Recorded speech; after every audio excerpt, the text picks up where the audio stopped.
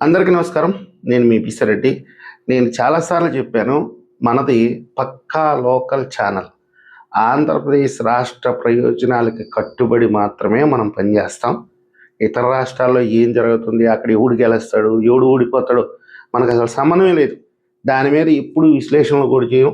తెలుస్తుంది మనకి, కానీ మనకు అనవసరమైనటువంటి విషయాలు. ఎందుకంటే మీ మైండ్లో కూడా అనవసరమైనటువంటి లగేజ్ పెట్టడం అనేది నాకు ఇష్టం ఉండదు. రోజుకు ఒక 2-3 వీడియోస్ చేయన్నా అని చెప్తారు చాలామంది. ఇదంతా అనవసరం అండి. ఏదైనా ఉపయోగకరమైనటువంటి విషయం మీకు ఒకటి చెప్తే గుర్తుపెట్టుకుంటారు, దాని మీద ముందుకు అడుగులేస్తారు. కానీ అనవసరమైన చెత్త చెదారం అంతా మీకు చెప్పాను అనుకోండి, మీ మైండ్ డైవర్ట్ అయిపోతుంది. పైగా అనవసరమైనటువంటి లగేజ్ అంతా బ్రెయిన్లో పెట్టుకుంటే ఆరోగ్యానికి కూడా మంచిది కాదు. అందుకంటే ఏదైనా ఇంపార్టెంట్ అయిన విషయం అయితేనే నేను వీడియోస్ చేస్తాను. నాకు కూడా రోజుకు 10-20 చేస్తే డబ్బులు వస్తాయి. డబ్బులు కాదు ముఖ్యం, మీరు నాకు ముఖ్యం. అయితే తమిళనాడు ఎన్నికల ఫలితాల మీద ఆంధ్రప్రదేశ్లో పెద్ద చర్చ జరుగుతుందండి.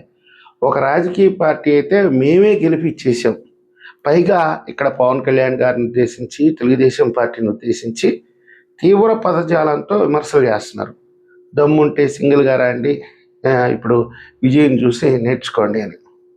సరే, వీళ్ళని కొంచెం పక్కన పెడదాము.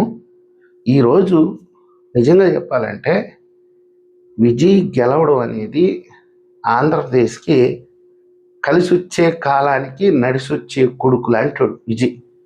ఎంత చెప్పుకున్నా మనకి తక్కువేనండి. మీరు ఆశ్చర్యపోతారు, ఏంటన్నా నువ్వు ఇట్లా మాట్లాడుతున్నావు అని. చాలాసార్లు నన్ను విమర్శిస్తారు మొదట్లో, తర్వాత మీరే కామెంట్లు పెడతారు, నువ్వు ఆ రోజు ఎప్పుడు చెప్పావు, మేము నిన్ను నమ్మలేదు, నేను బూతులు తిట్టామని. మీరు తిట్టండి కానీ నాకే ఇబ్బంది లేదు, సారీ మటుకు చెప్పాకండి. ఎందుకంటే మీరు నాకు అన్న లాంటి వాళ్ళు, నాకు ఈ జీవితాన్ని ఇచ్చిందే మీరు. కాబట్టి మీరు తిట్టడంలో నాకేం తప్పులేదు. తర్వాత ఆలోచించుకొని అది మీ కంటికి కనపడిన తర్వాత ప్రశంసించండి, ఓకేనా? నేను ఎందుకంటున్నానంటే కలిసి వచ్చే కాలానికి నడిసి వచ్చే కొడుకు లాంటి వాడు విజయ్ అని చెప్పి. ఈరోజు దేశంలో 2 ప్రధాన నగరాలు, ఒకటి ముంబై, 2 చెన్నై. ఇవి రెండే ఈరోజు దేశానికి ఆయువు పట్టు.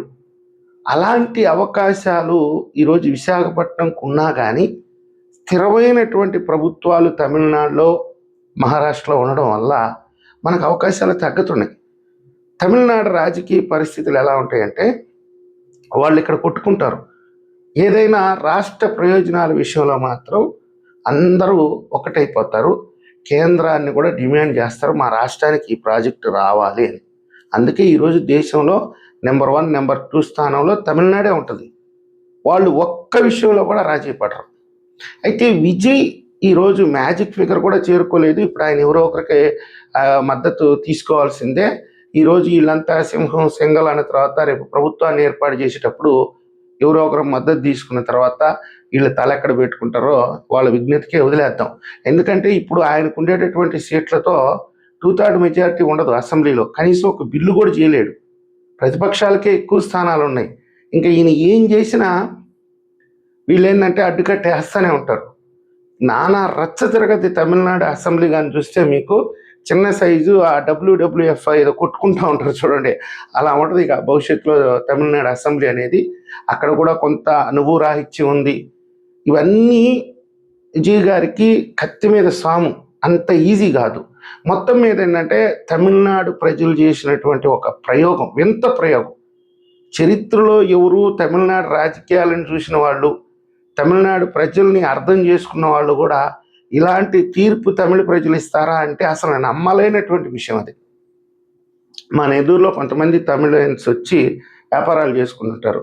నిన్న ఎప్పుడైతే తమిళనాడులో విజయం సాధించాడో వెంటనే కొంతమందికి సంప్రదించాను నేను. వాళ్ళ పక్కింటి వాళ్ళ దగ్గర ఫోన్ నెంబర్లు తీసుకొని, నాకు పరిచయం వాళ్ళు. ఏంటి ఇలా అయింది తమిళనాడులో అంటే, మా కర్మ అంటున్నారు. మా కర్మ ఇది ఎలా జరిగిందో మాకు అర్థం కావట్లేదు. పిల్లనాయుడు చేసిన పని ఉంది ఇది. ప్రభుత్వ వ్యతిరేక ఓటు మొత్తం తీసుకుపోయి అతనికి వేసేసారు. డిఎంకేకి పడాల్సినటువంటి ఓటింగ్ మొత్తం ఇంట్లో పిల్లకాయలు చేరి పెద్దోళ్ళని మభ్యపెట్టి ఇవి ఒక్కసారికి విజయ్కి అని చెప్పి వేయించారు. దాని ఫలితమే అటు ఇటు కాని ప్రభుత్వం ఈరోజు తమిళనాడులో వచ్చింది. మీకైతే అదృష్టం వరించింది అంటున్నారు. ఇక్కడ ఏంటంటే, నేను ఇందాక చెప్పినట్టుగా చెన్నై, ముంబై ఈ రెండిటికి సరిసమానంగా విశాఖపట్నం ఉన్న అవకాశాల విషయంలో చెన్నై అనుకొని వెళ్ళిపోద్ది. ఎందుకంటే అది డెవలప్డ్ సిటీ, మెట్రోపాలిటన్ సిటీ, దేశంలోనే 1-2 స్థానాల్లో ఉండే సిటీ. ఇంకా ముంబై ఈ రెండు దన్నుకొని వెళ్ళిపోతాయి. ఈస్ట్ కోస్ట్ అంటే తూర్పు తీర ప్రాంతానికి వచ్చినప్పటికే మనకు ఒక పక్క కలకత్తా, ఒక పక్క చెన్నై, ఈ రెండు పోటీదారులు. పశ్చిమ బెంగాల్లో మమతా బెనర్జీ పుణ్యాన కొంచెం విశాఖపట్నం డెవలప్ అయింది. ఎందుకంటే ఆవిడ అందరినీ తరివేసింది కాబట్టి, ఎవడన్నా ఒక కంపెనీ పెట్టడానికి అక్కడికి వస్తే కమిషన్లు అడిగేది కాబట్టి ఆ కలకత్తా నుంచి కొంతమందిని తరివేస్తే కొంతమంది విశాఖపట్నంకి వచ్చి పెట్టుబడులు పెట్టేదానికి ఆసక్తి చూపిస్తున్నారు.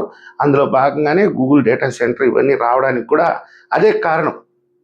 ఇప్పుడు మనకి తమిళనాడులో ఒక పిల్లచేష్టాల వల్ల అక్కడ మాత్రం అస్థిరమైనటువంటి ప్రభుత్వం ఏర్పాటైంది. ఇప్పుడు ఈ గండం నుంచి గట్టెక్కడం అనేది అక్కడ సామాన్యమైనటువంటి విషయం కాదు. 10 ఏళ్ళు పడుతుంది. ఎప్పుడైనా సరే స్పీడ్గా వెళ్తున్న కారుని ఒక్కసారిగా బ్రేక్ కొడితే ఏమవుతుంది, స్కిడ్ అయిపోయి పల్టీలు కొట్టి కింద పడిపోద్ది. ఈరోజు తమిళనాడు పరిస్థితి కూడా అంతే. రాజకీయం అనేది చాలా కీలకమండి. డిఎంకే కానీ అన్నా డిఎంకే కానీ వాళ్ళు తలబండిన మేధావులు. రాష్ట్ర ప్రయోజనాల విషయంలో రాజీ పడినటువంటి నాయకత్వం. వాళ్ళు ఎన్నో ఎదురు దెబ్బలు ఎదుర్కొని, ఎన్నో కష్టాలను ఎదుర్కొని, ఎన్నో పోరాటాలు చేసి, సంవత్సరాల తరబడి ప్రజల్లో నిలబడి పోరాటాలు చేసి అధికారంలోకి వచ్చి ఎంతో కొంత రాష్ట్రానికి చేసుకుంటే వెళ్ళిపోయిన వాళ్ళే. అన్నా డిఎంకే అధికారంలో ఉన్నా, స్టాలిన్ ఉన్నా, తర్వాత వచ్చి కరుణానిధి ఉన్నా, జయలలిత ఉన్నా, ఎంజీఆర్ ఉన్నా, వీళ్ళలో ఎవరు అధికారంలో ఉన్నా కానీ ఎంతో కొంత తమిళనాడుకి వాళ్ళ వంతుగా నా పాలనలో ప్రజలు గుర్తుపెట్టుకోవాలన్నట్టుగా ఎంతో కొంత చేస్తే ఈరోజు ప్రపంచ స్థాయి నగరం అయింది చెన్నై. ఒక్కసారిగా ఈరోజు తమిళనాడు కొలాప్స్ అయిపోయేటటువంటి పరిస్థితి. అయితే నారా లోకేష్ గారు ఎన్నికల ఫలితాలు వచ్చిన తర్వాత విశాఖపట్నానికి 85 లక్షల కోట్ల పెట్టుబడులు తీసుకురావాలి, నేను విశాఖపట్నాన్ని నెంబర్ 1 సిటీగా తయారు చేయాలని చెప్పి పాపం చాలా దేశాలు తిరిగాడు, పెట్టుబడిదారులను ఆహ్వానించాడు. అందులో చాలామంది ఏంటంటే చెన్నై మీదే ఆసక్తి చూపేవాళ్ళు. ఈరోజు కొత్తగా పెట్టుబడి పెట్టడానికి వచ్చేవాళ్ళు ఇక్కడ ఉండేటటువంటి ప్రభుత్వ విధానం చూసి వెంటనే ఇక్కడికి వచ్చేస్తారు. అక్కడ ఉండి రాజకీయ అనిశ్చితి వల్ల వాళ్ళు సమస్యలను ఎదుర్కోకుండా ఈరోజు ఏంటంటే స్థిరమైనటువంటి ప్రభుత్వం ఆంధ్రప్రదేశ్లో ఉంది కాబట్టి ఈరోజు పెట్టుబడిదారులు మొత్తం ఆంధ్రప్రదేశ్కి వచ్చే అవకాశం ఉంది. ఇది ఎవరైతే పరోక్షంగా మేము విజయ్ గెలుపుకి కారణమయ్యాము అని చెప్పుకుంటున్నారో వాళ్ళని ఈ విషయంలో మాత్రం నేను అభినందించి తీరుతానండి. తప్పకుండా నిన్న మొన్న సంబరాలు చేసుకోవడం చూశాను నేను. చాలామంది ఫ్లెక్సీలు పెట్టుకొని ఆయనకి పాలాభిషేకం చేస్తా చాలా నినాదాలు చేస్తున్నారు. వీళ్ళందరినీ మాత్రం ఈ విషయంలో రాష్ట్ర ప్రయోజనాల విషయంలో మీరు తెలుసో తెలియకో ఒక మంచి పని అయితే చేశారో అక్కడ విజయాన్ని గెలిపించడం. అందులో మీ పాత్ర ఉందో లేదో నాకైతే తెలియదు. విజయాన్ని గెలిపించడం ద్వారా ఈ రాష్ట్రం బాగుపడుతుంది. నా స్వార్థం నాదండి. మీరు అనుకోవచ్చు పక్కనోడు నాశనం అయిపోతే మనం బాగుపడతాము అని అంటున్నావు, ఇది ఎంతవరకు న్యాయం అని నువ్వు అడగొచ్చు. నేనేం నాశనం గమ్మని తమిళనాడు ప్రజలకు నేనేం చెప్పలా. వాళ్ళకే వాళ్ళు నెత్తిని మట్టేసుకున్నారు. దానికి మనం ఏం చేస్తాం? 2019లో మనం కూడా మట్టేసుకున్నాం కదా. 5 సంవత్సరాల పాటు రాజధాని కోసం ఒక ఇటుకు కూడా పెట్టకుండా చేసుకున్నాం కదా.